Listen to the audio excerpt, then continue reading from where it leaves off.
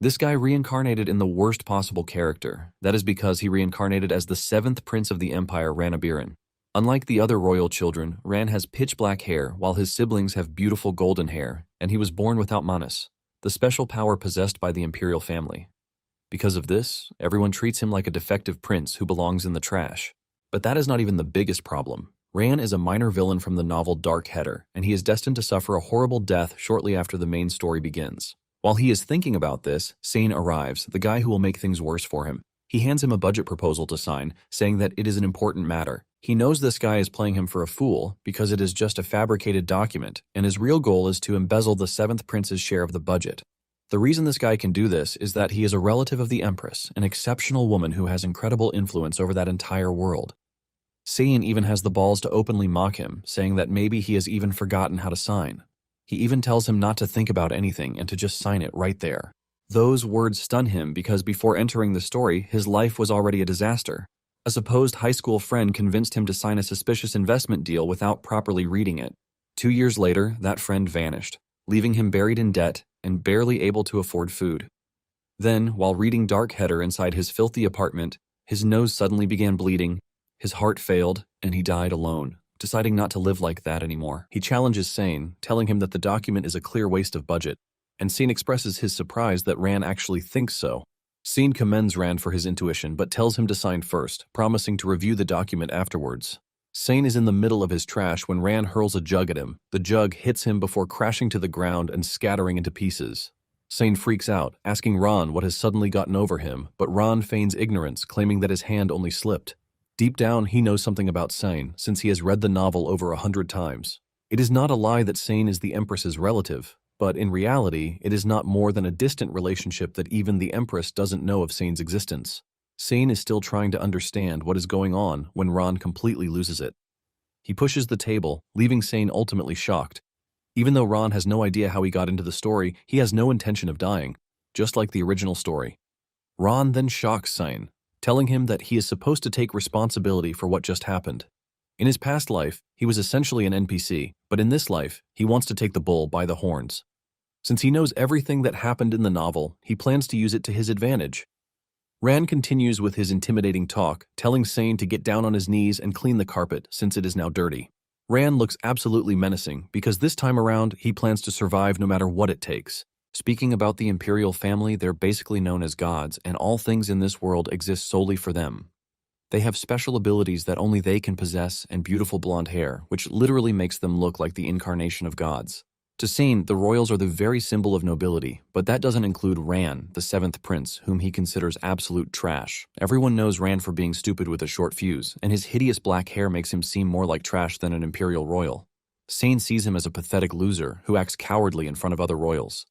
Sane seethes in anger just thinking about how much he spent on bribe money, only to end up serving trash like the seventh prince.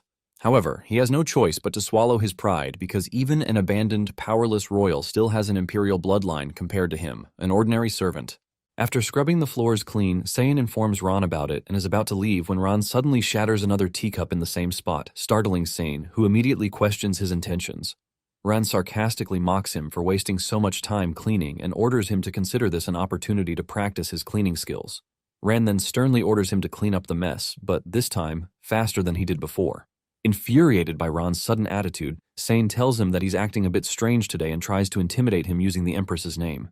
However, this doesn't scare Ron because he knows that Sane has never even seen the Empress's shadow, let alone speak to her, yet he dared to use her name. This makes Ran realize that he must knock some sense into the disrespectful servant before he becomes a nuisance in the future.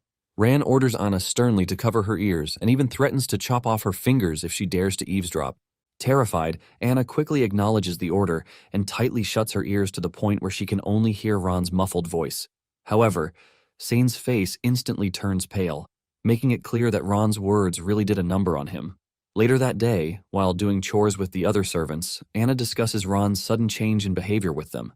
Everyone agrees with Anna as they fearfully explain that Ran is scarier than he used to be.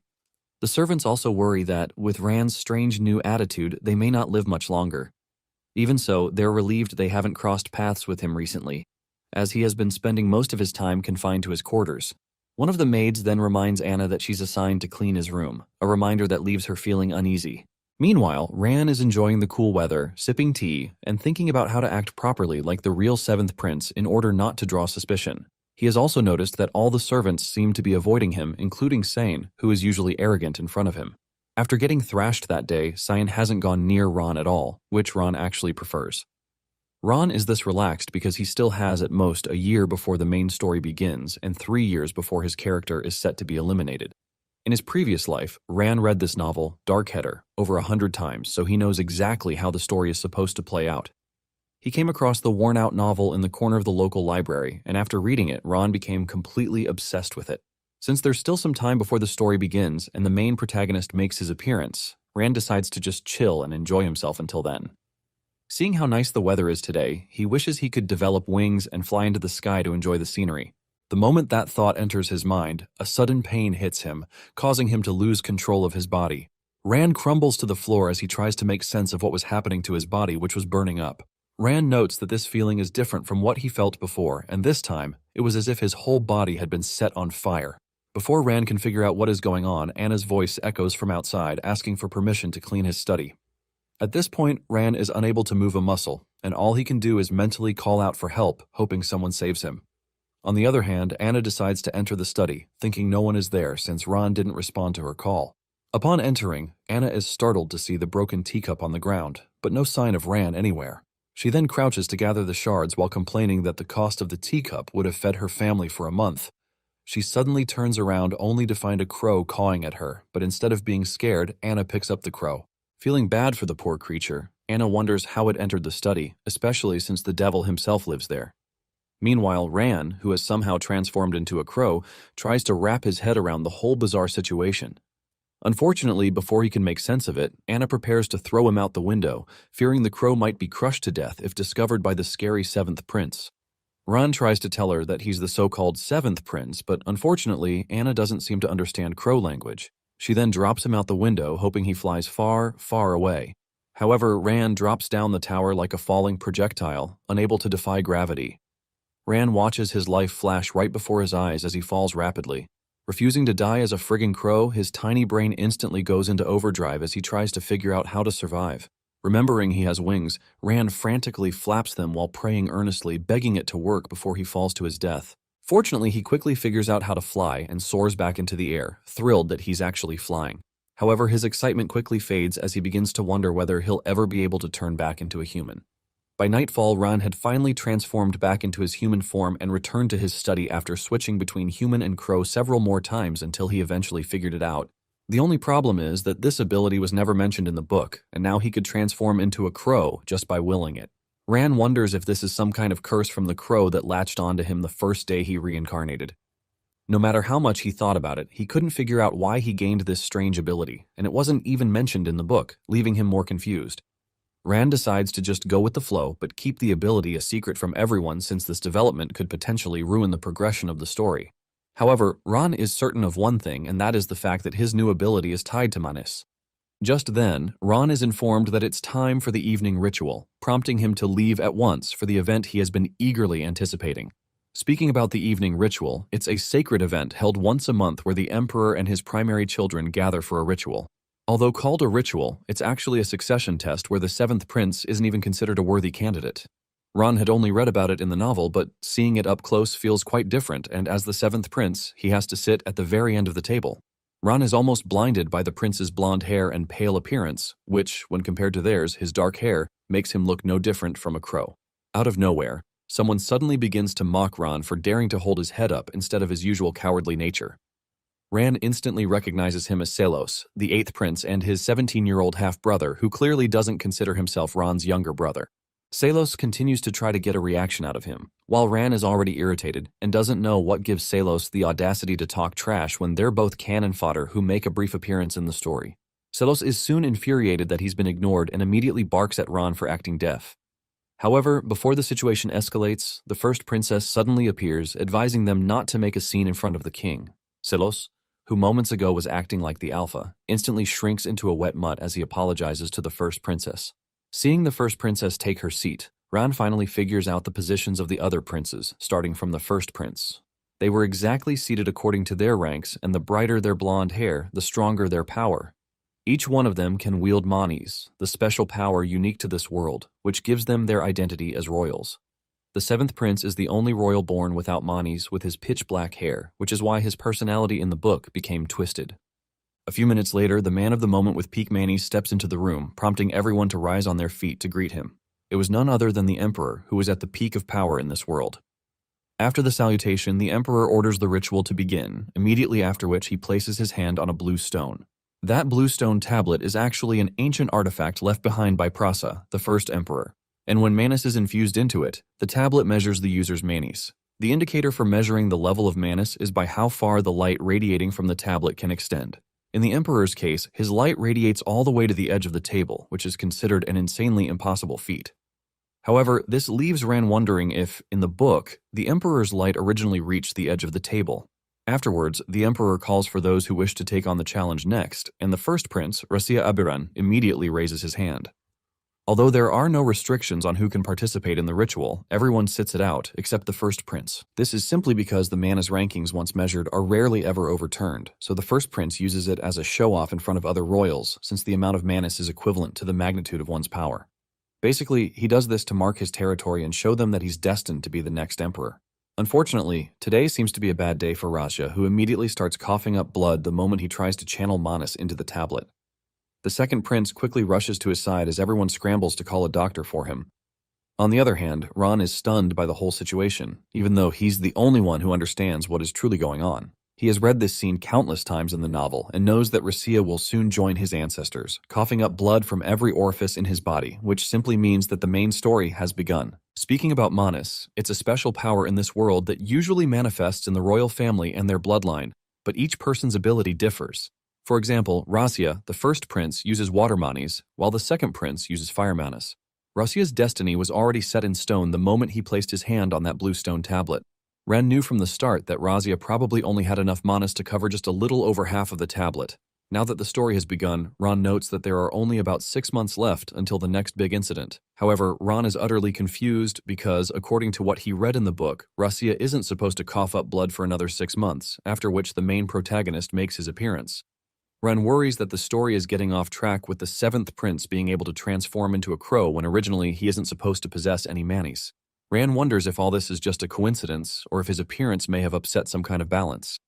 Later that night, at Rasia's castle, the doctor checks him thoroughly and reports that there's absolutely nothing wrong with his body. He further adds that the bodies of royals are basically gifts from the gods which remain unaffected by diseases or injuries. Unsatisfied with the results, Rasia almost chokes the doctor for babbling instead of finding the cause of his illness. He angrily curses under his breath, after which he chases the doctor out of his room. Frustrated by the whole thing, Rasia continues to hurl profanities as he slams his fist into a mirror. He wonders where things went wrong when he was healthy and fine earlier in the morning. He racks his brain for anything that was different, but no matter how he thinks about it, everything had been fine until the ritual. While slamming his fist into the shattered wall mirror, Rasia releases a bit of manas, which instantly causes him severe pain. This makes him realize that his whole body feels like it's on fire every time he tries to use manas. Rasia fears that at this rate he might never be able to use manas again, which is a death sentence for any royal, let alone the first prince set to inherit the throne. As he picks up a hookah pipe for a smoke, Rasia tries to convince himself that bad things can never happen to him since he's different from others who are just roadside trash. Taking a puff from the tube, he consoles himself that it's probably nothing to worry about. Suddenly, a voice echoes from the shadows, warning him to lay off the hookah if he wants to survive. Spooked by the sudden unsolicited advice, Raja hurls the hookah at the figure in the shadows, demanding to know who they are. It turns out to be Ran, who quickly dodges the flying projectile as he notes that Raja is truly a monster when it comes to his strength. Raja smirks the moment he realizes that it isn't an assassin trying to finish him, but his cripple of a young brother with no manas. Ran reminds Raja that if he had truly been an assassin, Raja would already be dead, since he hadn't even noticed anyone else in the room until Ran spoke. This realization leaves Rasia a little uneasy as Ran taunts the terrible security in the second most heavily guarded place in the entire empire. Rasia then asks how he entered the room in the first place, and Ran casually explains that he simply climbed over the wall. However, Rasia refuses to believe him because the wall isn't exactly 2 feet tall, but Ran has no intention of convincing him as he decides to go straight to the reason he came. He then asks Rasia about his condition, revealing that he knows no one has been able to determine the exact cause of what is wrong with his body. As if amused by the question, Rasia bursts into laughter, like a lunatic who has just had an epiphany. He then praises Ran for poisoning him just to use it as a bargaining chip for when he becomes the Emperor. Rasia then lets Ran know that he miscalculated as he charges forward to grab him, but Ran confidently assures him that he will drop dead in a week with blood spewing from every orifice in his body. This immediately makes Rasia stop in his tracks while Ran reassures him that he didn't use any tricks to poison him. Ran also lets him know that his body will rapidly deteriorate to the point where he'll eventually die, pouring blood from every opening in his body. Ran reveals that he doesn't know who poisoned Rasia, but Rasia will have to listen to him carefully if he wants to survive this crisis. After the meeting with Rasia, Ran heads back to his quarters as a crow, relieved that Rasia is quite easy to use and cowardly as he was in the novel. Ran notes that Rasia didn't even put a tail on him when he left the castle, convincing him that he will be able to use Rasia however he wants. Putting that aside, Ran is happy about his new ability, which makes it convenient to travel to more places without worrying about transportation. Since he's already out, Ran decides to check out a few more spots before calling it a day. A few days later, Anna heads to Ran's room, worrying that he hasn't eaten anything or come out of his room for 2 days. She fears that she might lose her head if something bad happens to him. This fear instantly pushes her to frantically bang on Ran's door, calling out for him. When he doesn't respond, she decides to force her way inside, but Ran suddenly opens the door, causing Anna to lose her footing. Unfortunately, she falls face first, spilling the entire contents of the food tray on Ran's shoes. After an awkward silence between them, Anna immediately begins to bawl her eyes out as she apologizes to him, asking him to end her for her crime. She continues to cry while trying to explain herself, but this only irritates Rand further as he asks how she plans to take responsibility for disturbing him and soiling his shoes. Anna offers to pay with her life and begs him to spare her family, but Rand simply orders her to clean up the mess quickly and get lost. Anna immediately calms down and begins tidying up while Rand warns her never to approach his room unless he personally calls for her. After the warning, he heads back into his room wondering why Anna was acting dramatic and offering her life. Nevertheless, he's glad he laid down the rule to avoid any further annoyance from her. A month after the first prince's incident, a rumor that Rasia had lost his powers quietly spread throughout the imperial palace. Amongst other princes and princesses, this rumor simply let them know that the throne might be up for grabs. According to the novel, Rasia begs the emperor to push forward the hunting competition just to quell the rumors about him losing his powers. This hunting competition was supposed to happen in 6 months, but since things are moving faster than the timeline, Rand convinced him to push the competition forward. Though things are faster than expected, Rand is relieved that they're following the original plot. However, he can't help but wonder if the change is also affecting the protagonist or only those in the imperial city. Today was the day of the royal hunting competition, and Ron hopes to find a certain someone and give them something. After that, he plans to sit back and relax until it's the right time to make his move. Suddenly, Selos begins to mock Ran as usual, pointing out that Ron's black horse perfectly suits his gloominess. Although Ran ignores him, he still worries that Selos is far more hot-headed and impulsive than he was in the original novel. Ran decides to continue ignoring him and focus on the important plans he made for today. Infuriated, Selos barks at him, but Ran doesn't even look at him as he admires the black horse, which he prefers compared to those golden ones ridden by the royals. Ran notes that the original owner might have been useless, but it seems his body at least has some kind of affinity with animals. Soon afterward, they arrive at the entrance to the Imperial Forest, where the Tower of the Beginning stands. This tower is where the first prince performs the opening ritual every year, after which the hunting competition immediately begins. However, this competition is more than just a political show. The emperor then tells Rasia to prepare for the opening ritual, and just as he's about to leave, the second prince, Dito, expresses his gladness that Rasia is in good health. He also asks if Rasia has prepared what to wish for, but Rasia has no idea what he's talking about. Dito then reminds him that the winner of the competition gets to ask one wish of the emperor, and for him it's already certain that the first prince will be today's winner. Rasia walks away, scoffing as he smugly claims that he will obviously be today's winner.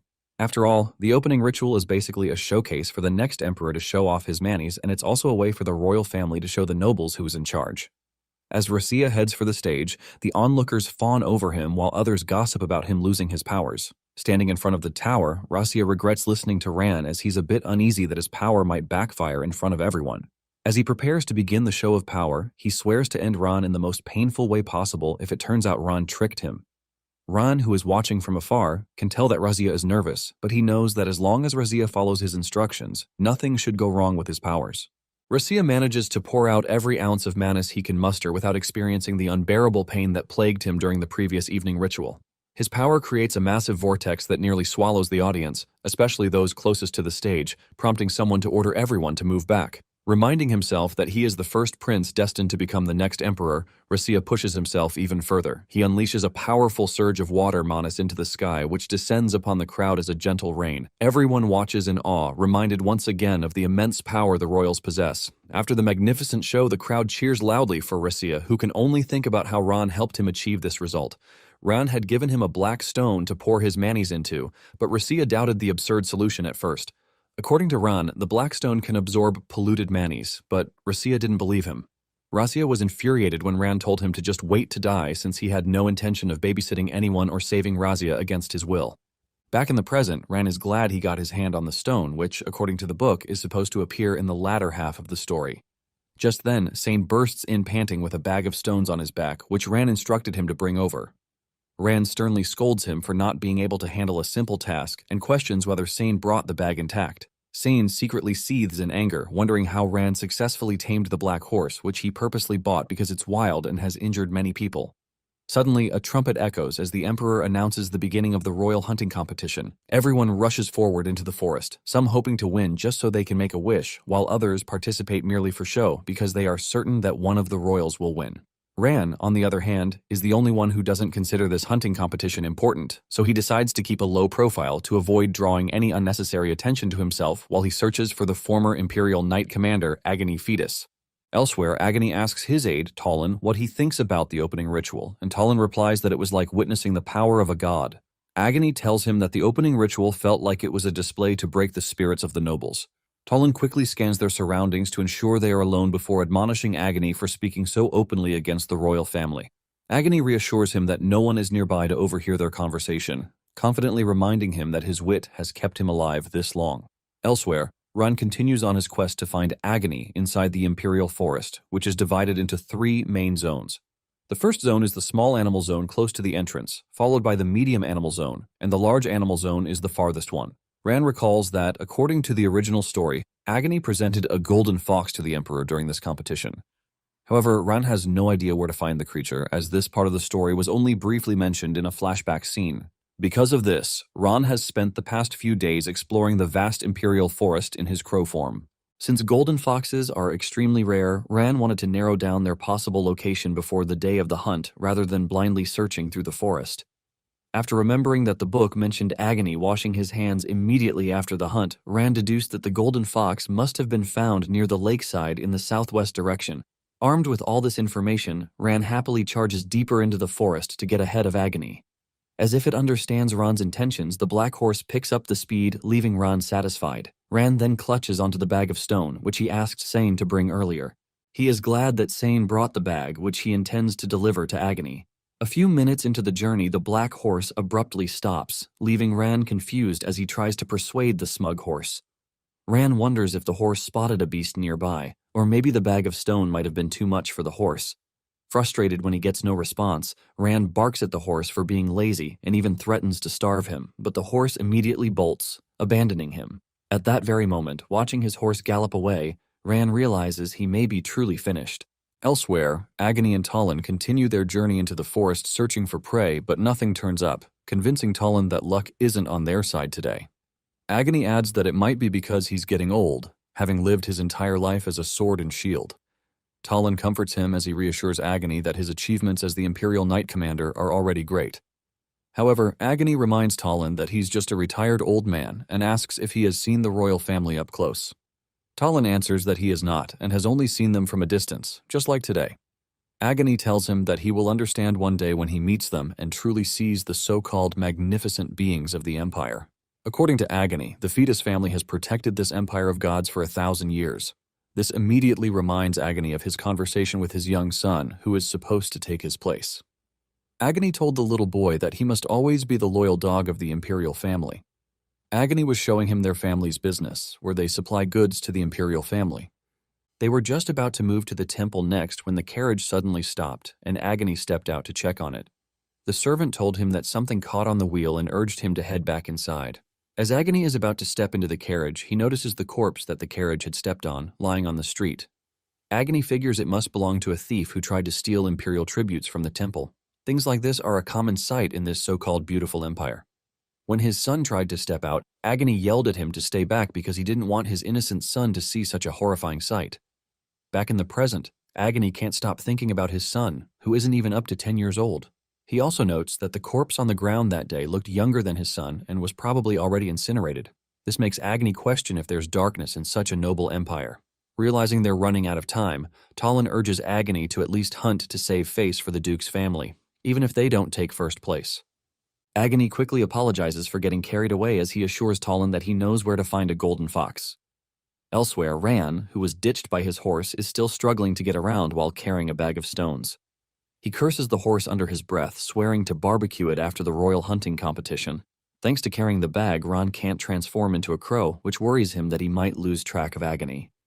He's also worried that a wild animal might just jump on him, even though he's only in the small animal zone. Ran is spooked when the bush behind him begins to rustle, making him wonder if something is about to jump out of the bush to attack him. Ran racks his brain for solutions, especially since he didn't even bring any weapon. As he rushes out of hiding, Ran makes up his mind to run if the situation gets dangerous. Without paying attention to what's ahead of him, he hurls the stone towards the bush just as Talon raises his head. As the stone hits Talon on the head, Ran immediately recognizes him as Agony's aide from his hair color. At that moment, Agony also rushes over to check on Talon while Ran darts behind a tree, regretting his decision, which has messed up his plans. Ran wasn't expecting to run into them, and now all his carefully laid plan was about to go up in flames. It turns out Ran targeted the former Imperial Knight Commander, Agony, because, according to the original story, he's set to become the teacher of the main protagonist, who will someday turn the Empire upside down. Ran had planned to catch the Golden Fox himself, and when Agony arrived, he would insist that Agony was trying to steal his prey. Then Ran would give him the bag of black stones as a punishment, forcing him to carry it around throughout the competition. Unfortunately, hitting Talon has ruined Ran's plan, leaving him utterly confused about how to proceed. On the other hand, Agony scans the surroundings to figure out why anyone would attack his aide. He concludes that the stone was thrown on purpose, but it seems they were aiming for him and mistakenly got his aide. A few minutes later, Talon finally regains consciousness, and Agony urges him to speak if he remembers anything about the assailant. At this point, Ran becomes uneasy because if rumors spread that he tried to kill the head of one of the most powerful families in the Empire, it might not end well for him. As Talon struggles to recall what he saw, Ran's brain goes into overdrive as he tries to figure out his next move. Fortunately, Talon doesn't recall anything, but things suddenly turn for the worse when Agony senses someone lurking nearby. Ran had tried to take this opportunity to flee, only to alert Agony, who instantly chased after him, telling Talon to wait behind. After running for a while, Ran is completely exhausted, especially since he's already carrying such a heavy bag. Believing he has gotten far enough, Ran decides to slow down, hoping an old geezer like Agony wouldn't be able to catch up to him. However, Agony soon catches up, running swiftly like a stallion, leaving Ran frustrated. While chasing the so-called assailant, Agony tells him to reveal his identity, but Ran is too busy trying to figure out how to get away before Agony catches up to him. Ran contemplates ditching the bag because only then can he transform in peace. At this point, he wishes he still had that naughty black horse or the ability to run as fast as it. That strong willpower instantly causes him to gradually transform, successfully escaping Agony's grasp. Agony is baffled when he finds no trace of the assailant he had nearly caught. He could have sworn he saw the figure change shape, but he dismisses the thought, convincing himself it must be his old eyes tricking him. Agony then swiftly slices through a few trees in the surrounding area, yet still finds no sign of the intruder, leaving him to wonder if they have already escaped. Meanwhile, Ran hasn't quite figured out what was happening to him, but he could feel his body getting lighter, leaving him wondering if he had transformed into a crow. However, he quickly dismisses that thought because it felt like he was still running and not flying. Just then, he hears the sound of hooves nearby and wonders if the stubborn horse decided to grace him with his presence again. At that very moment, Ran realizes that the horse didn't return, but he himself has transformed into the same black horse. Back in the hunting ground, Dito praises Rasia for winning the competition even though the winner has yet to be decided. He asks what Rasia plans to ask as his wish, and after considering it for a brief second, a wicked grin spreads across Rasia's face as he reveals that he already has something in mind. Elsewhere, Ran has transformed back into his human form, but now he's frustrated because his whole plan has been ruined and he dropped the bag of stones while running away earlier. Frustrated by the situation, he rolls on the ground like a child throwing a tantrum over candy, but since agonizing changes nothing, Ran decides to retrace his steps to search for the bag.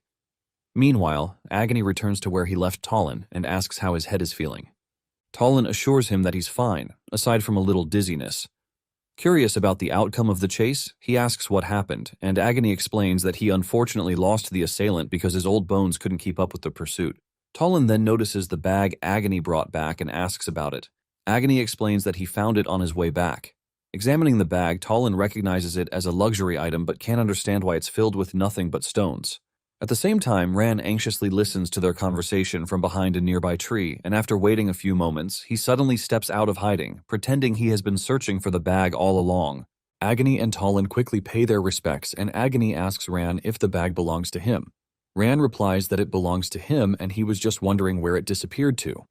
He then sternly questions whether they stole his bag, but Agony quickly denies the accusation, explaining that he found the bag by chance while walking through the forest. However, Ran refuses to believe him, so Agony swears by his life and the honor of his entire family that he didn't steal the bag. Ran then asks why Talon's head is bleeding, and Agony simply tells him that it's from a small accident. Just then, Talon raises his head to meet Ran's eyes and instantly recognizes him as the assailant from earlier. However, just as Talon is about to identify, Ran swiftly grabs him by the head while Agony almost steps in to mediate. As if annoyed, Ran sternly questions Talon for daring to interrupt him. He threatens to cut off Talon's head to teach him a lesson and asks Agony to lend him a sword. Terrified, Talon almost starts weeping while Agony apologizes and begs Ran to show Talon mercy. Ran sarcastically commends Agony for his loyalty as the loyal imperial dog of the Empire who doesn't even blink when his aide is on the verge of death. This immediately reminds Agony of the corpse he saw on the floor while riding with his son. To provoke him further, Ran mocks him, saying his son will one day grow up to be the loyal dog of the Empire. Afterwards, he entrusts the bag of stones to Agony, sternly warning him that it's an important item he must carry at all times, even in death. Like a wet mutt, Agony quietly takes the bag and agrees to obey Ran's command. After handing the bag over to him, Ran heads back to the hunting ground, relieved that everything worked out as he expected in the end. However, deep down he's nervous that his acting was trash, and apart from that, Ran feels bad for what he did to Talon. Unfortunately, all this was necessary to plant a seed in Agony's mind to push him to advance the story accordingly. On the other hand, Talon apologizes to Agony, who simply tells him to consider himself lucky to have escaped Ran's fury. He then orders Talon to go back to the tent to rest, but just then, Talon informs him that he has finally recalled something about the assailant from earlier. He then reveals that it was definitely Ran, but Agony sternly orders him to stop saying anything. Elsewhere, Ran is satisfied with his preparations as he looks forward to the incident Agony is supposed to commit during this hunting competition. According to the book, it was supposed to happen in a year, but that's because his son was killed. However, since everything is happening too fast, Ran decided to fast forward the incident to make it happen during this particular hunting competition. Back in the hunting grounds, Rasia finally tells Dito that he plans to ask the Emperor for rights to develop the area around the temple so that he can clear out the drifters occupying the imperial capital like annoying bugs. What no one knows is that Ran is the puppet master controlling everything happening on the hunting grounds, including pushing Agony to rebel against the royal family earlier than expected because that's a destiny already set in stone. Shortly after, Ran lands from the sky as a crow and transforms into his human form behind a bush. He had made sure to check from the sky for any prying eyes before coming down. As he steps out of hiding towards the camps, Ran can't help but feel guilty for what he is about to do to Agony. The whole situation makes him feel like a villain, but Ran suddenly remembers that according to the book, he's supposed to be a villain. He's about to continue his plans when the first princess, Mental, suddenly approaches him, acting all chummy. This makes Ran a little uneasy as she's the last person he wants to run into right now. Despite being nervous, Ran manages to greet her, but she tells him not to since they're siblings. Mental then questions him about his horse and why he returned alone on foot. Ran lies that he just wanted to take a stroll, so he left the horse behind at the quarters. The smile on Mentil's face instantly vanishes when she hears this, as she sternly questions why Ran would lie to her. Ran nervously feigns confusion as Mental explains that she ran into a black horse while strolling through the forest and learned that it belonged to him. Mental reveals that she actually ordered her servant to slay the horse because animals that refuse to obey royalty deserve to die. Seeing that his lie has been exposed, Ran quickly apologizes to Mentil, admitting that he only lied because he was too embarrassed to confess that he had lost his horse. Before he can finish explaining himself, Mentil gently tells him to lift his head, assuring him that she has no intention of punishing him. Instead, she says she's simply relieved that he made it back safely. Before leaving, Mentil tells Ran to come to her if he ever needs another horse. Ran quietly watches her leave as he admits that Mentil is one of the most difficult characters to deal with because it's impossible to know what she's really thinking. He also wonders why she's leaving quietly, which makes him suspect that her ability doesn't work on him. Back in the tents, a doctor is trying to make sense of the reason why Talon was injured during the hunt. Apparently, Talon lied that he was hit in the head by a falling rock while chasing a beast. Even though the story sounds ridiculous to him, the doctor decides to just accept it. Agony then asks how long it would take for Talon to recover, and the doctor tells him that the injury is quite serious, even though it looks like nothing on the outside. He further adds that Talon will need at least a week of strict bed rest, but this idea doesn't sit right with Talon because he has to miss the entire competition. He argues that as an aide, his duty is to stay beside Agony at all times. However, Agony stops him from making a fuss and lets him know that his recovery is the top priority. He then advises Talon to get some sleep until the closing ceremony while he handles the hunting competition with another servant. Talon tries to protest, but Agony firmly puts his foot on the ground, leaving him no choice but to comply. Agony then teases him for coming to the hunting ground just to take a vacation. Talon happily reminds Agony that he hasn't had a single day off since he started working. Besides, his dream is to spend his life eating and doing absolutely nothing, but since he doesn't have the money to make that dream a reality, he might as well take this opportunity to enjoy himself. Determined to help make Talon's dream come true, Agony confidently tells him that he'll win the hunting competition and use his wish to claim the development rights to a gold mine. Shortly afterwards, Talon falls asleep, and Agony leaves a letter behind, after which thoughts about Ran calling him a loyal dog earlier flood his mind. Unable to fall asleep, he decides to go out for some fresh air, but not before grabbing Ran's bag of stones as ordered. While taking a stroll, Agony thinks back to when he visited the temple with his son and told him the story of the one for whom the temple was built. Apparently, a long time ago the world was in chaos until a being of salvation descended from the heavens. Agony's son had read about this story countless times about the being called Sierra the Great, an incarnation of the gods who wielded mysterious powers. He was known to have subjugated those who waged endless wars, and over 1,000 years ago, Sierra named the unified empire Abiran. Agony told his son that Sierra was the very founder of the imperial family they served. Back in the present, Agony can't stop thinking about his precious son Flynn. Back then, he had urged Flynn to follow in his footsteps to become a proud sword of the imperial family, but now Agony was questioning that decision. As he stops to watch the sunrise, Agony wonders why he's carrying around a bag filled with stones just because a member of the royal family told him to. This makes him question whether he's doing it out of loyalty or just plain habit. Just then, a horn goes off in the distance, signaling the end of the hunt as everyone gathers at the tower to end the event. The crowd is amazed that Rasia has been hunting all night and managed to rack up quite the haul, automatically securing his palace as the winner. The hunting competition was scheduled to go on for 4 days, but now they plan to end it early since the first prince has almost drained the beasts in the forest in a single night. After declaring Razia the winner of the hunting competition, the emperor asks him to state his wish. The crowd holds its breath as they wonder what Razia plans to wish for. Apparently, the fourth prince who won the last competition had asked for the right to purge the nomads of the border regions. Razia then asks the emperor for the rights to purge the vagrants who have infested the area around the Temple of Sierra, which now poses a threat to the dignity and security of the temple. Hearing those words, Agony is devastated as he imagines the bloodshed such a decree would bring. Memories of the corpse he had seen lying on the road that day, along with thoughts of his son, flood his mind. The thought of being branded a loyal dog finally makes him snap as he prepares to do the unthinkable. Quietly apologizing to his son for what he is about to do, Agony unsheathes his sword, causing a stir in the crowd. Back in the tent, Ran abruptly wakes Talon, who stumbles to the ground after getting to his feet too quickly to greet him. Ran advises him to move slowly, or he might collapse from the blood rushing to his head. He also tells Talon to ask the doctor for antibiotics, but changes his mind when he recalls that antibiotics might not be a thing in this era. Talon wonders why Ran came to his tent, and Ran vaguely tells him that Agony might be in a tough situation at the closing ceremony of the hunting competition. Shortly afterward, Talon rushes out to see what Ran means as he pushes his way through the crowd to search for his boss. After making his way to the front, Talon finds Agony kneeling in front of the imperial family while surrounded by armed guards. Rasia then angrily demands to know why Agony interrupted the ceremony. Agony humbly asks the emperor to assign the task of cleaning up the vagrants to the fetus family since they have served Sierra the Great from the very beginning. He also reminds them that his family has protected the imperial family for over 1,000 years, so a lowly task like cleaning up the temple should be left to his family. After briefly considering Agony's years of loyal service to the imperial house, the emperor grants the request, leaving Rasia stunned. However, the emperor scolds Agony for using that same loyalty to stand against the will of royalty. As punishment for his insolence, he hands Agony over to the first prince, and Rasia gladly accepts. As he prepares to end Agony, Rasia reminds him that the price for what he did is immediate execution. Agony willingly accepts his punishment as Talon watches helplessly from the audience, unable to do anything.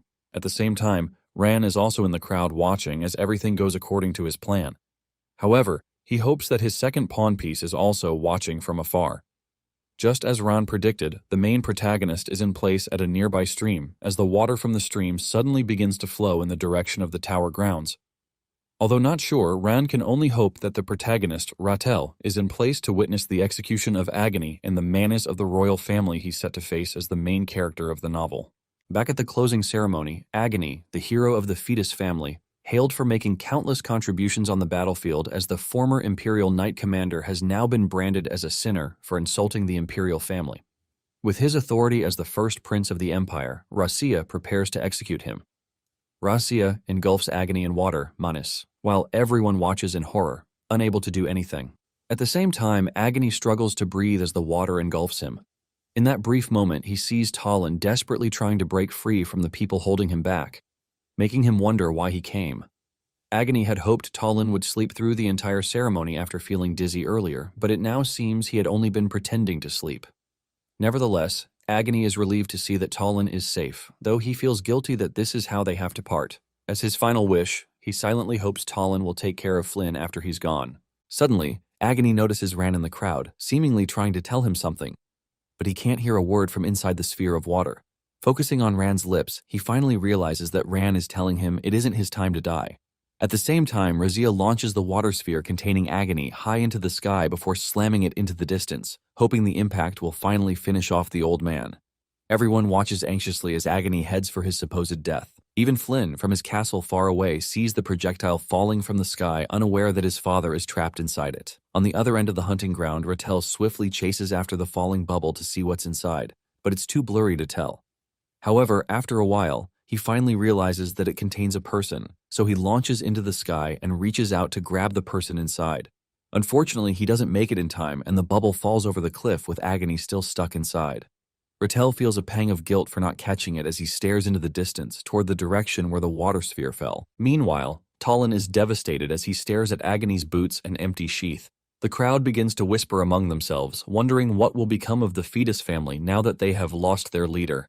The Emperor then declares that the show has ended, and one of his officials informs everyone that the main closing ceremony will take place later at noon.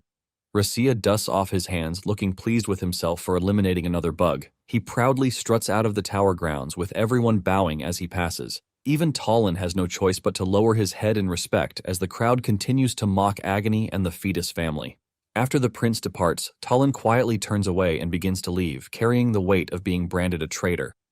Ran, who's still watching from the crowd, feels a pang of guilt, knowing that Talon must be heartbroken since he was close to Agony. However, Ron believes that Talon won't break so easily.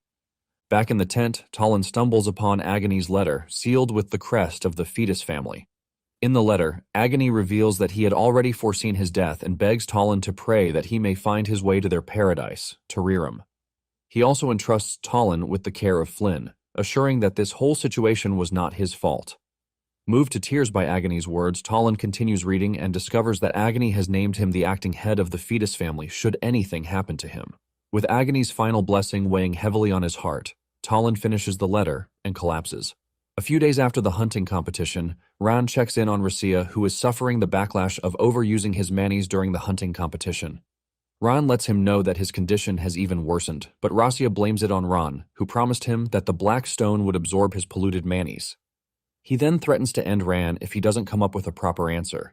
Ran then explains that releasing his manis hastily will only make things worse, as releasing it more slowly would be better. Shocked to hear this, Rasia seethes with anger as he secretly vows to tear Ran to shreds once he completely recovers. Although he knows exactly what Rasia is thinking, Ran isn't concerned because this disease isn't something that can be cured at once. Besides, Rasia depends on his black stone supply for survival, so he can't make any rash moves for now. Right now, Ran is only feeling guilty because he heard that Talon has been in a coma since the hunting competition.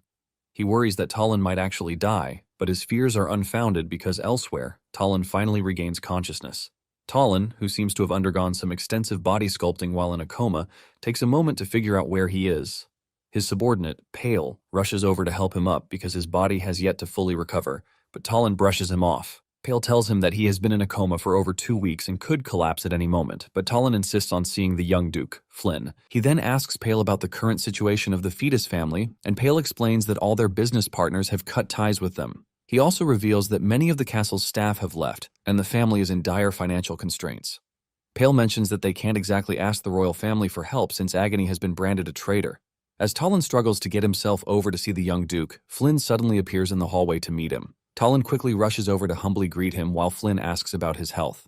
Talon assures Flynn that he's fine, after which he apologizes for worrying him. Flynn then tells Talon that a lot of problems have arisen in the family and even Agony's funeral arrangements are still on hold. Before Talon can respond, they overhear a couple of servants talking trash about Flynn, blaming him for jinxing his father. Apparently, a rumor has spread throughout the Duke's estate that Flynn is a vagrant, which is why Agony did something as crazy as to go against the royal family. Everyone believes this rumor since the Duke looks way too old to have a child of Flynn's age. The servants then decide to flee the estate before they're also branded as traitors of the Empire. Talon is devastated when he hears this because the brand of traitor isn't something that can easily be erased. He then orders Pale to capture the gossiping servants and cut out their tongues as an example to everyone for spreading false rumors about Flynn. Pale is taken aback by this order, but he immediately decides to comply after being glared at. Talon then announces that they will not be holding any funeral for Agony, which Flynn tries to protest. But Talon lets him know that Agony will no longer be considered a member of the fetus family. Flynn questions why he would make such a decision, and Talon simply declares that, as the acting head, his duty is to protect the fetus family until Flynn comes of age to take over. Talon firmly declares that he plans to use any means necessary to protect the honor and ensure the survival of the fetus family. Elsewhere, Rasia is throwing a massive tantrum because he has been stuck in his castle thanks to the strange illness. Enraged, he blames it all on Ron, vowing to tear him apart limb from limb once he regains his health. During their previous meeting, Ron told him to inform everyone that he was entering the Imperial Forest when, in reality, he had to stay stuck in his room. Rasia couldn't understand why he would do such a ridiculous thing, but Ron explained that it's because he has some business to handle inside the forest, but he doesn't want anyone to disturb him, which is why he plans to use Rasia's name. This is because no one else would dare enter the Imperial Forest once they learn that the first prince is inside. Rasia wonders what Ron is scheming, but Ron tells him that he's just going there for treatment. Ron smugly tells him to quietly stay in his room, but before he can finish that sentence, Rasia suddenly grabs him by the neck and slams him into a wall, cursing under his breath. Enraged that Ran has been acting impudently around him just because he has a way to relieve the symptoms of the strange illness, Rasia wants to put him in his place. Tightening his grip with water, Manus Rasia threatens to summon the Empire's scholars to uncover the treatment Ron has been withholding from him. Unable to tolerate Ron's disrespect any longer, Rasia attempts to choke him to death. However, Ron remains completely unfazed and breaks into a smile as he calmly tells Rasia to hurry and seek out those so-called scholars because his lifespan has decreased once again as a result of using Manus to attack him. At that very moment, Rasia is unable to hold on to Ron's neck and begins to profusely cough up blood. Stretching his neck, Ran informs Rasia that he won't be able to move for a week if he stops the treatment. He also reminds him how the Imperial family will react once they discover that their next emperor has fallen gravely ill. Ran assures him that instead of finding a way to save him, someone else will take the throne as the next emperor. Even though he knows that Ron is probably right, Rasia remains stubborn as he hurls insults at him. But Ron sternly warns him to use his tiny brain if he doesn't want to drop dead. Ran also lets Rasia know that he doesn't have the patience to babysit him. As he turns to leave, Ron warns him to stop sending people to monitor him because his specialty is disappearing without a trace.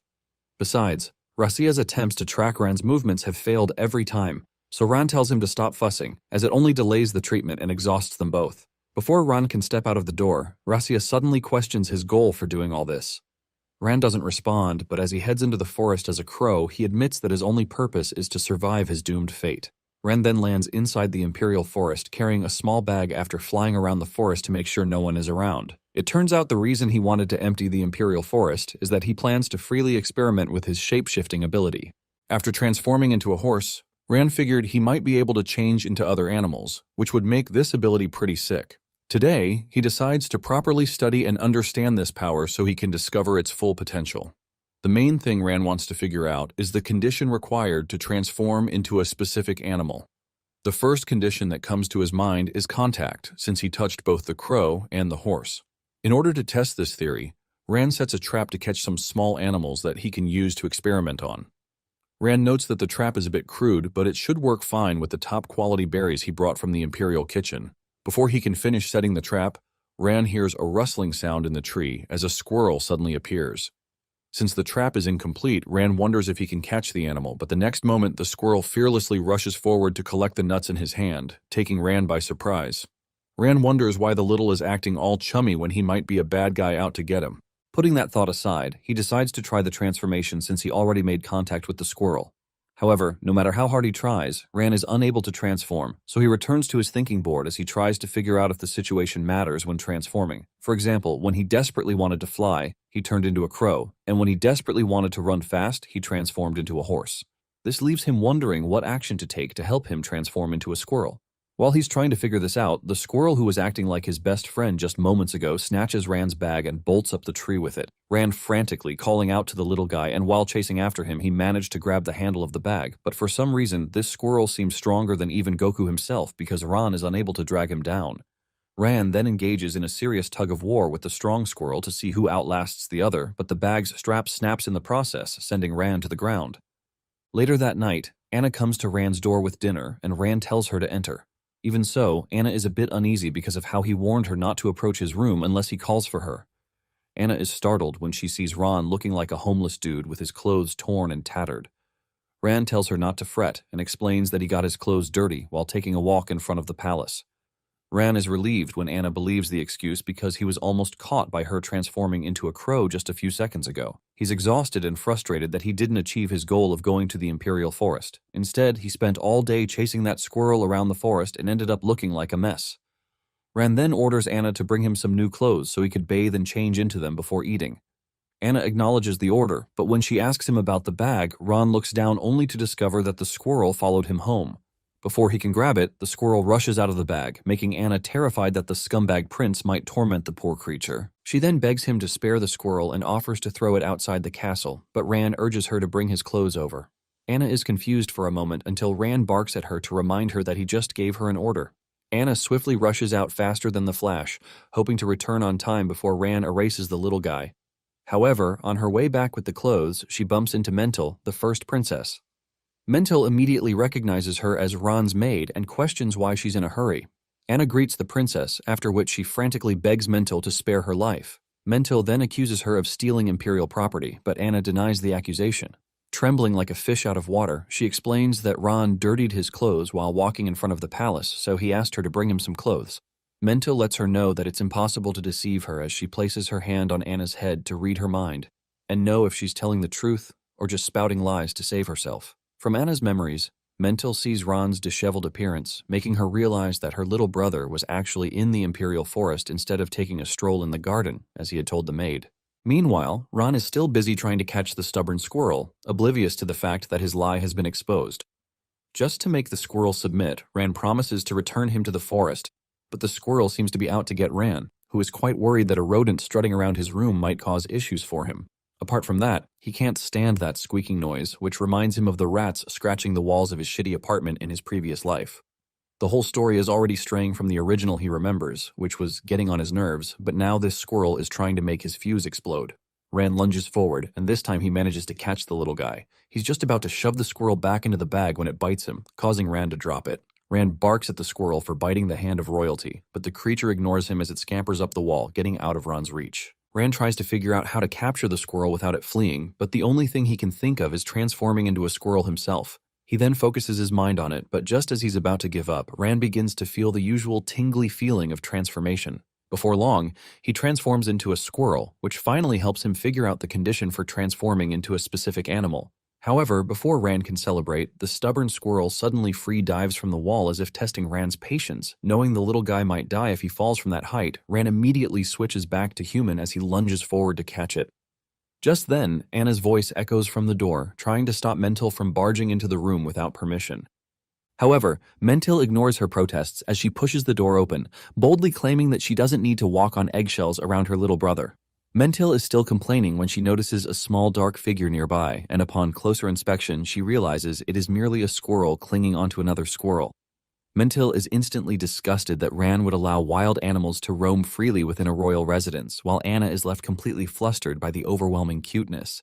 Meanwhile, Ran, who is currently a squirrel, is a nervous wreck as he fears that his secret might be exposed. By the following day, Ran and the stubborn squirrel had become best buddies.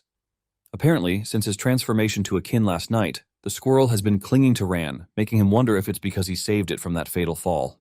Ron considers it a hassle to take him back to the Imperial Forest, so he decides to keep the little guy around for now. Ran was glad that the whole chaotic situation helped him figure out the ridiculous condition for transforming into a specific animal. The crow, horse, and squirrel all shared one thing in common before Ran transformed into them, and that was precisely because he touched their nape, which is the rear part of their neck. Ron feels that this activation condition is way too ridiculous for such a useless ability. Putting that aside, Ran decides to focus on his current problem, which is the first princess. According to her character description in the novel, Mentil was already portrayed as a terrifying figure, but Ron never expected the expression on her face to be even more frightening than what the book had described. After she barged into his room yesterday, Anna lied that squirrels were Ron's pets, which gave him the opportunity to escape through the window. Afterwards, he returned to his human form and came back to the room to meet her. Ran thought everything would end there, but after scolding him for harboring wild animals, Mentil sternly told him to come to her residence the next day, claiming they had matters to discuss. Ran racks his brain as he wonders what Mentil wants to talk about. He fears that she might have uncovered his true identity, but Ran immediately dismisses that thought and decides to just go with the flow since he can't exactly refuse her invitation. A few moments later, Ran arrives at Mentil's residence, where a knight directs him to Mentil's chambers. Ran is amazed by the magnificent doors to her chambers, which are even more impressive than the book described. Upon entering the room, Mentil gently welcomes Ran and offers him a seat to rest his legs. Ran refuses the seat as he tries to jump straight to the point, but Mentil repeats herself as she firmly orders him to take a seat. Flustered by the sudden change in her tone, Ran apologizes for his rudeness before sitting next to her. Mentil gently laughs it off as she excuses his rude attitude, mentioning that he was always the impatient type. She suddenly switches her tone again as she questions when he became a completely different person who was bold enough to venture into the Imperial Forest alone. This makes Ran uneasy, reminding him that Mentil's ability is why he has been trying to avoid her in the first place. Normally, Manus manifests as abilities related to nature, like the Emperor who wields Fire Manus, while Razia wields Water Manus. However, Mentil's ability is unlike any other, and in some sense it stands above all other abilities as her Manus is human. This simply means she has the ability to read and manipulate people's minds, which is considered a terrifying ability. Mentil tries to use this ability on Ran, urging him to come clean, or she might be offended if she finds out that he's lying. Ran tries to stay calm as he reminds himself that Mentil's ability doesn't work on him and she probably knows it, so all this drama is just to intimidate him into confessing, thinking he doesn't know the truth that her ability does not affect him. Besides, Ran also knows that there are two conditions under which Mentil's ability fails to activate. The first condition to be met is that the person must be related to her by blood, and the second is that the target must genuinely love Mentil. Ran has already met the first condition, but he's certain that he has no emotional attachment whatsoever to her, so there's no way the ability would work on him even without the initial block. Like the classic psychopath, Mentil gently urges Ran to answer her question, but Ran is too busy wondering why her ability doesn't work on him. Realizing that Ran has no intention of answering, Mentil decides that she is going to employ another method, and she orders the Imperial Knights outside her door to come in. Two knights step into the room, and she orders them to get Ran to talk, since he is refusing to do so willingly. She tells them that she wants them to slit his mouth, but the knights fearfully remind her that she is ordering them to hurt the seventh prince. The knights let her know that there is no way servants like them will have the guts to touch royalty. The knights fall to their knees, telling Mentil that they cannot obey such a command, while urging her to reconsider. However, Mentil proceeds to use her power on the two to get them to obey her, and in no time, the two reach for their swords. They point their sword at Ron, and Mentil urges Ron to choose his words very carefully. Out of nowhere, Ron mentions that his mother has died, and this shocks Mentil. She asks him what he is talking about, while also asking him why he thought something like that had happened. She wants to know if Ron has been in contact with his mother, but Ron replies that it is not what she thinks. Ron claims that before his mother left, she left him one item, and it is a beautiful necklace with a blue gemstone in the center. She had told him that as long as the blue light didn't fade, they would be able to meet again. However, a while ago, the blue light began to fade, and in no time, the gemstone turned black and shattered.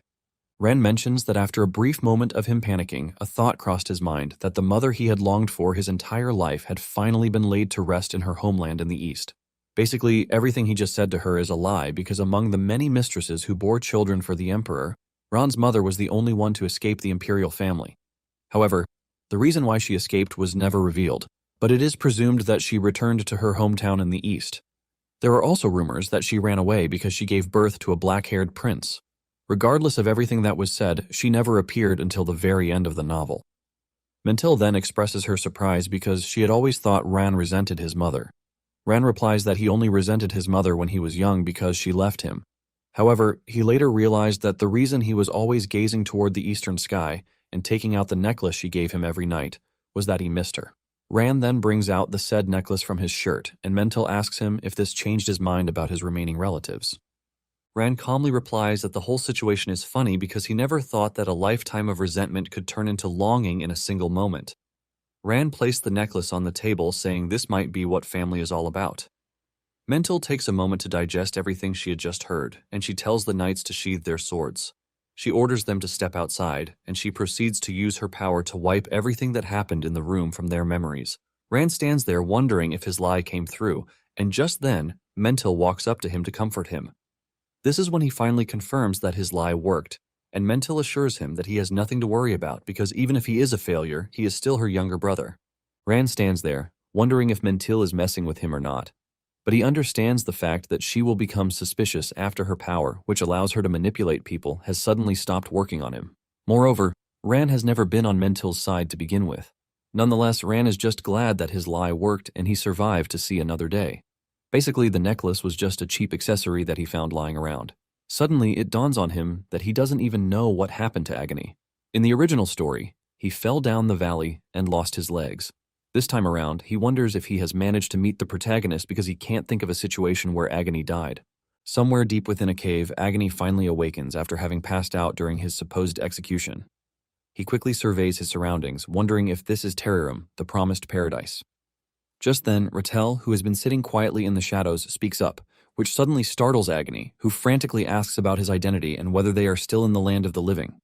Rattel explains that he thought Agony was dead since he had been passed out for a long time. He then pulls out his sword, declaring that he's about to begin an interrogation. Pointing the sword at Agony, Rattel questions whether he's loyal to the Empire of Aberan. Confused by the sudden question, Agony struggles to understand Rattel's intentions. Rattel then makes it clear that Agony's answer will determine whether he lives or dies. Agony tries to move, but realizes that one of his legs is broken, and with the way Rattel is standing, he can see that he is a pro, so he stands no chance against him. Agony tries to be diplomatic, urging Rattel to put away his sword while asking him exactly what he wants. Rattel then tells him that some days earlier he spotted a water sphere crossing the sky, and even though he tried chasing it, he ended up losing it. Rattel mentions that from what he could see, there was someone inside it, but since the sphere got smashed onto the ground hard at incredible speed, he is pretty sure that whoever is inside would have been blown to bits. Unknown to Rattel, the person inside the sphere is actually Agony, and even Agony himself has no idea how he is alive. He wonders if he was saved because of the stone bag. He also notices that the bag is not with him, which means that it has fallen off during the execution. Rattel expresses his frustration by pushing his sword into the wall, close to Agony's head. He then moves over to ask him in the name of their god, Amica, if he is loyal to the Aberan Empire. Agony hears this, and he immediately realizes that he has run into a heretic. This throws him into a moment of deep thinking, and he remembers how he urged his son to become the sword of the Empire to wipe out the heretics threatening the Empire. However, at the face of death, Agony knows that he can't misspeak, and he tells Rattel that he knows nothing about loyalty to the Aberan Empire. He claims that he just lost his footing while wandering around carelessly because he is nothing but a senile old man. After this, Rattel helps him treat his leg, but he makes sure to tie a rope around his ankle to restrict his movement as they walk through the tunnel. Agony urges Rattel to take the rope off because he can't even run, since he has no idea where they are. He adds that he will only get in the way if he can't walk fast, but Rattel still refuses his plea to take off the rope. Agony continues by telling him that he is already so old, which means a fall can be disastrous, which means he won't be able to get back up if things go wrong. He lets him know that this basically spells more trouble because it would be hard for him to drag him, but Rattel ignores him and even pulls on the rope harder to cause him pain. With this, Agony realizes that Rattel has no intentions of listening to him, and he decides to accept his fate. Nonetheless, he is surprised that there is such a detailed cave like this, close to the Imperial Forest, and he also remembers that Rattel mentioned Amica earlier. Amica is basically a group of heretics that are believed to have been wiped out over 50 years ago, which begs the question of whether they have been hiding in the cave all along. Agony tries to think back to before he lost consciousness, and he remembers that he was launched towards the western or southwestern side of the forest's central tower.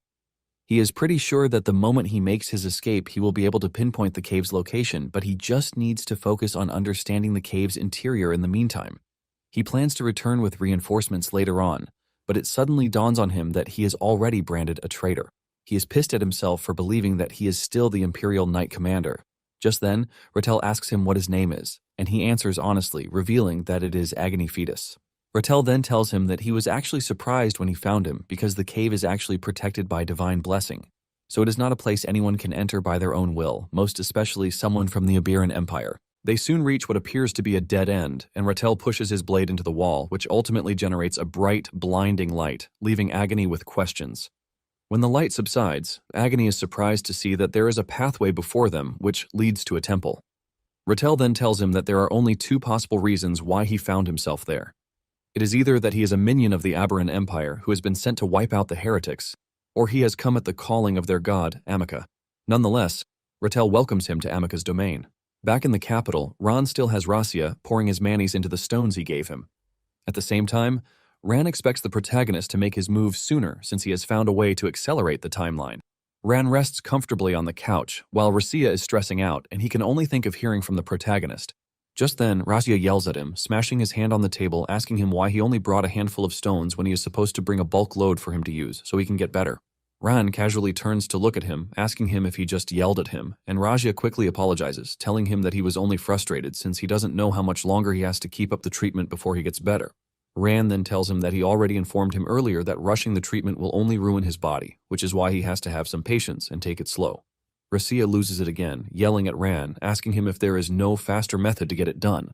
Rasia then mentions smoking pot, and Ran asks him what business that has got to do with anything.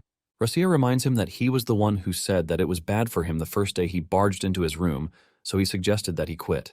Ran remembers this and he chuckles nervously, telling Rasia that it is better for him to quit, since it is bad for his health.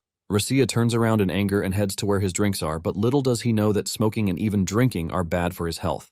Basically, food is even poison to him, and this applies to whatever he consumes. This is why he is destined to rely on the treatment he is receiving for him until the day he dies. The only solution is if the seed planted in his body is gotten rid of. Ran then suggests that they wrap up the treatment for the day, since they can't afford to be late for the evening ritual. During the ritual that evening, the princes and princesses are all surprised that Rasia's manis is increasing day by day. Since he still boasts of more manis than everyone else, the ritual is concluded earlier. While everyone is leaving, Ran decides to stay back because he doesn't want to draw attention to himself. He is minding his business when his usual nemesis, Selos, shows up to disturb him. He grabs him by the head, asking him why he is still there even though the ritual is over. He makes fun of him, asking him if he is thinking about his mother, who ran away when he was little. It is at this point that Ran realizes that he has to do something about Selos to stop him from disturbing him. Selos is in the middle of this when Mentil shows up, asking Ran why he looked gloomy during the ritual. Selos starts trembling with the emergence of the first princess, but Ran calmly greets her. Selos still thinks the princess is talking to him until she faces Ran to ask him if he is unwell, but Ran replies that he isn't, but the ritual is particularly boring. Mentil expresses her relief that it is not more than that, and she tells Ran that even if the ritual is boring, it is still a ritual of great importance, so it would be best for him not to make it obvious that it bores him. After this, the princess turns around to leave, but Selos loses his mind, yelling at Ran, asking him why the princess is worried about someone like him. He demands to know what is going on, and Ran realizes that he just found himself in more trouble than before. Out of nowhere, Rasia also appears on the scene, grabbing Selos from behind, asking him if there is any problem and why he is disturbing Ran. Ran quickly comes to his rescue, telling Rasia that it is nothing because he was merely exchanging a few pleasantries with Selos. Ran then walks past the first prince, leaving Selos even more surprised. Dido, the second prince, then walks the first prince away from the room. On their way, Dido tells Rasia that Talon appears to be plotting something, but Rasia tells him that he has no interest in the fetus family because they have just 1 year left, which means he will be the one to inherit the land afterwards. Dido shocks him, telling him that there is no need to wait 1 year because he has a good idea. On the other hand, Selos is still crashing out on Ran, asking him what the hell he is, and Ran casually replies with his name. However, Selos wants to know why Mentil and Rasia are interested in someone like him. Selos conjures a small flame in his hand and he threatens to burn Ran to ashes if he doesn't confess. Ran replies casually, asking him if he is not about to put himself in a tight spot because he is basically trying to mess with him with a manis that can barely light an oil lamp. Ran then asks Selos what he thinks would happen if the others find out about his pathetic manis, and this stops Selos dead in his tracks because he doesn't expect anyone to know his secret. He starts trembling, and Ran tells him that if he wants him to keep quiet about it, he will have to fix his trashy attitude and learn how to address him like his older brother that he is. Back at the fetus family's estate, Talon's order is being carried out and the offenders have their tongues removed. Talon also ordered that everything related to Agony be burnt, while adding that there will be no funeral or anything to even remember him by. Talon lets the household know that whoever disobeys this order shall be severely punished. Later on, Talon receives a visit from the commander of the fetus knights, Jack. He tells Talon that just as he ordered, they have apprehended those who were spreading false rumors within the Second Night Order, and they have held them accountable by cutting off their wrists before expelling them. While telling Talon that the punishment has been dished out, Jack yawns, and Talon asks him if he is tired. He apologizes, revealing that they are currently short-handed, which is why he has been working through the night. Talon commends him, telling him that he has done well, and Jack presents him with the list of deserters that he asked for. Jack mentions that they are tightening security to stop the runaways, but nearly half of their manpower has already run away. Talon checks the list and realizes that even the families that once served the family have cut ties with them.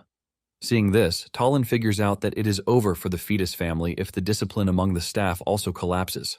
Jack expresses his concern, telling Talon that he believes that erasing all traces of Duke Agony appears to be extreme, and he believes that it might only provoke those who remain loyal to the Duke. Talon shocks him with a scary voice, asking him if he thinks Agony is still the head of the family. Jack startles and quickly apologizes for speaking out of turn, revealing that he only struggled to believe that such an honorable man like Agony could meet a dishonorable end. Jack still doesn't understand how someone as loyal as Agony would do such. Taking a closer look at Talon, Jack could see that he is now a completely different person, leaving him to wonder if it is because he feels betrayed by the Duke. After looking through the documents in front of him, Jack suggests that they leave. Moments later, Talon stepped onto the podium after everyone in the land had been gathered. They are all curious to know what he wants to say because they have heard reports of how disloyal people had their tongues cut off. Some of the soldiers are even contemplating running away, but they are scared of what would happen if they are caught trying to run away.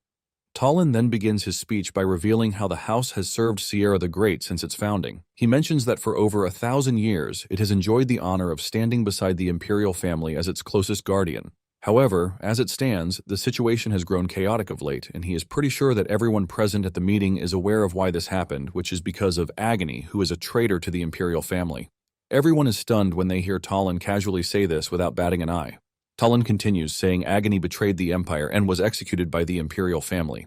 He mentions that this single event has shaken everything that the house has built over 1,000 years. He lets them know that among them are many who doubt the loyalty of the house. He lets them know that he is only going to give them one chance, so he tells them that anyone who wishes to leave may do so that very day, even if their contract is still active. However, he lets them know that the house still has someone who will uphold its 1,000-year oath. He mentions that until Flynn grows to succeed the throne as the Duke, it is his job to continue proving their loyalty to the Empire and the imperial family. He then finishes his speech by letting them know that whoever abandons their loyalty to the house will be punished severely without mercy. Talon's words and the determination displayed on his face shock everyone listening to him. Jack understands that he sounds harsh, but he knows that he is right because the house still has an heir and there are still countless opportunities for them to prove their loyalty to the Emperor. Talon's methods are imperative because the more he makes the house better, the sooner the house will regain its footing. However, Jack knows that he is going to miss seeing Talon flustered whenever he is being teased by the servants. After the speech, Talon asks the aide, Pal, if the temple has honored their request, but he tells him that the temple already said that they will no longer receive anyone from the House of Fetus. Talon is not surprised by this, and he reaches into his jacket pocket to bring out a sealed letter. He tells Pale to send this together with the next request, adding that they are not going to regret reading it. Deep down, Talon has no idea why Agony rebelled against the imperial family when he knew that this only spelled death. He wonders if the drifters living around the temple really mean the world to Agony. Even though he doesn't know a lot, Talon is determined to make sure that Agony's death doesn't go in vain. He prays that Agony watch over the land that he entrusted to him while he makes it prosper. Later on, Talon finally gets invited to the temple, and upon arriving at the temple, he is blown away by how magnificent it is. Talon steps into the temple with the intention of stopping whatever Razia has in mind. Meanwhile, Razia and Dido witnessed the speech Talon gave, but instead of being impressed, Razia was only interested in wiping out the family. Elsewhere, Ran heads to the Imperial Forest with the aim of adding bigger animals to his list, since he is done with small animals like foxes and rodents. Surprisingly, the squirrel followed him into the forest even though he tried to ditch the stubborn animal. Nonetheless, he grabs the squirrel and he squeezes it inside his bag so he can protect it better in case of danger. Seeing how stubborn the squirrel is, Ran wonders if it also transmigrated into the novel. Soon afterward, Ran finds the monster he has been tracking, and he quickly comes to a halt. The monster, which is a giant wolf, appears from the thick shrubs, and Ran tries to be friendly, telling the monster that he just wants to touch its nape and leave. However, the wolf looks pretty intimidating, and there is no indication that Ran would get it easy with the wolf.